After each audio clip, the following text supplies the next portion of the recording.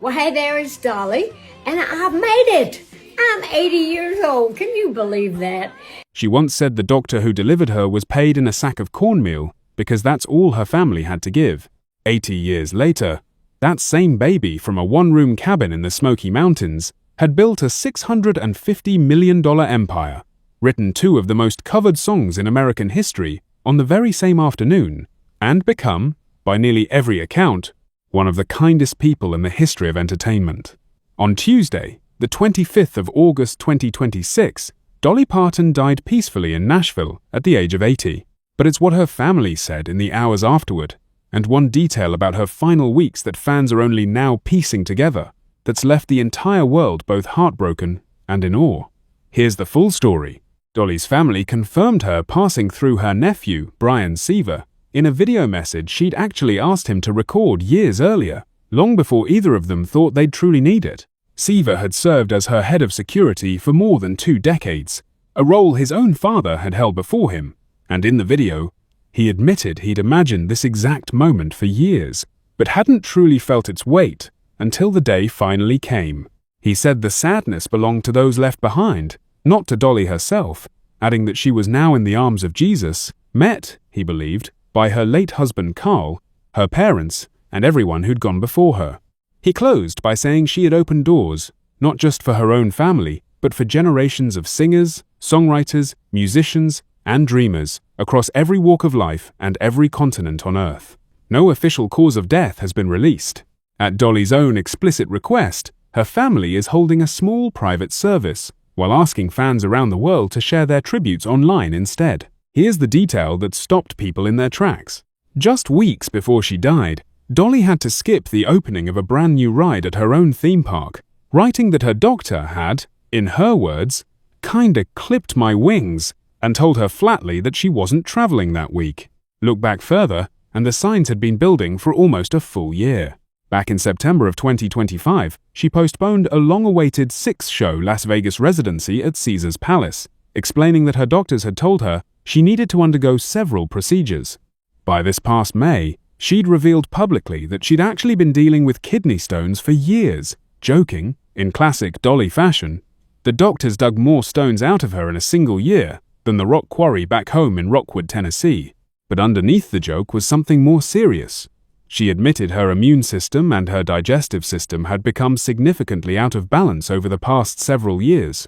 And yet she kept working. She kept joking with fans. She kept showing up, right up until the moment her body simply couldn't let her anymore. To understand why her death is landing so hard around the world, you have to understand exactly where she came from. Dolly Rebecca Parton was born on the 19th of January 1946, the fourth of 12 children, in a one-room cabin near Sevierville, Tennessee, deep in the Great Smoky Mountains. The poverty in that household was real, constant, and by every account she ever gave, genuinely brutal. But so was the music. She began performing on local Knoxville radio and television by the time she was just 10 years old, and released her very first single at 13. The day after she graduated high school in 1964, she got on a bus to Nashville with nothing but a suitcase and a plan, and she never once looked back. Her career took off through a partnership with country star Porter Wagoner, who brought her onto his television show in 1967, launching her into the national spotlight for the first time. But it's what happened in 1973 that fans still talk about with disbelief today. Dolly sat down and wrote, "I Will Always Love You," and Jolene, arguably the 2 biggest songs of her entire career, on the exact same afternoon. One was a heartfelt, bittersweet goodbye to Porter Wagoner as she stepped out to pursue her solo career.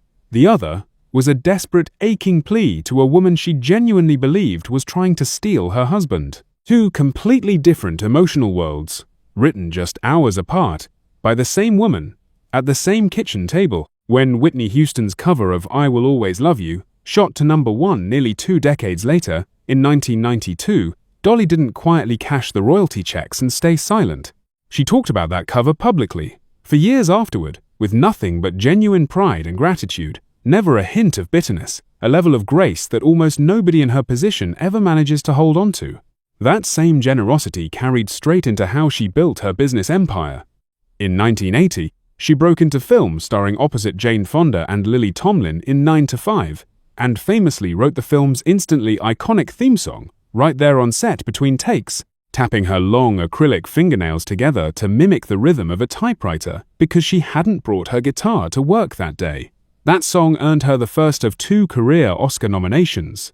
In 1986, she opened Dollywood, her namesake theme park in Pigeon Forge, Tennessee, which grew into one of the single most visited tourist destinations in the entire United States.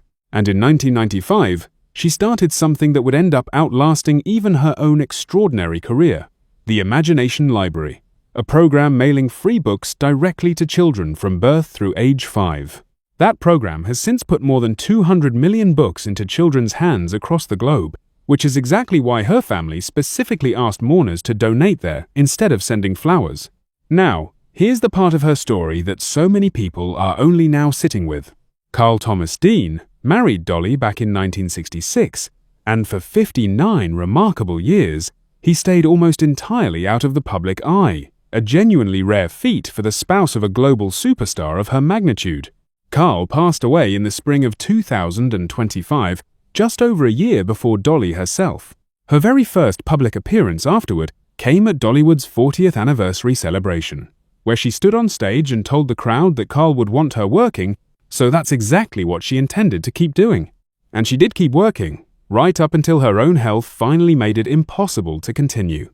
In a strange, quiet way, losing him may have been the beginning of the final chapter of her own story too. Across more than 6 decades in the spotlight, Dolly Parton racked up achievements most artists could never dream of touching.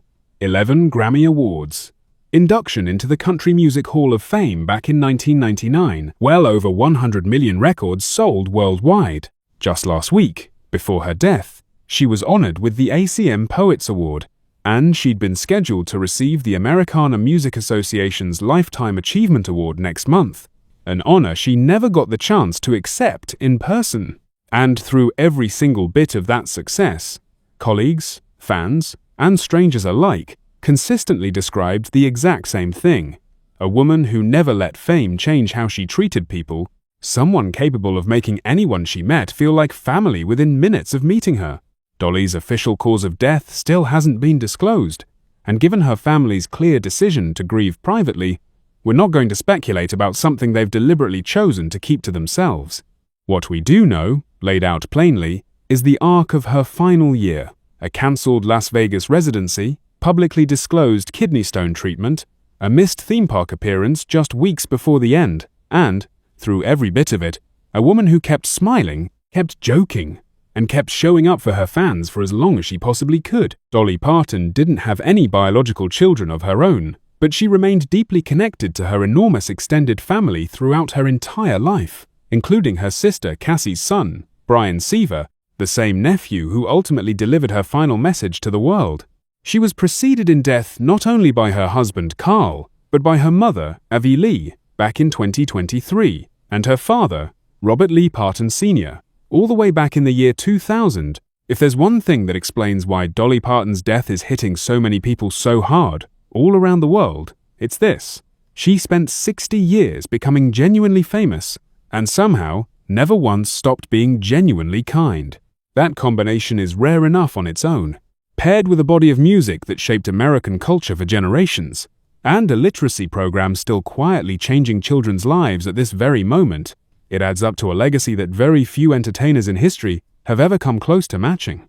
She leaves behind an extended family who adored her without condition, an imagination library that will keep mailing out books to children long after this video ends, and a songbook that isn't going anywhere. Not now, not ever. If her music, her humor, or her kindness shaped a moment in your own life, tell us about it in the comments below. And if you want more tributes exactly like this one, go ahead and subscribe.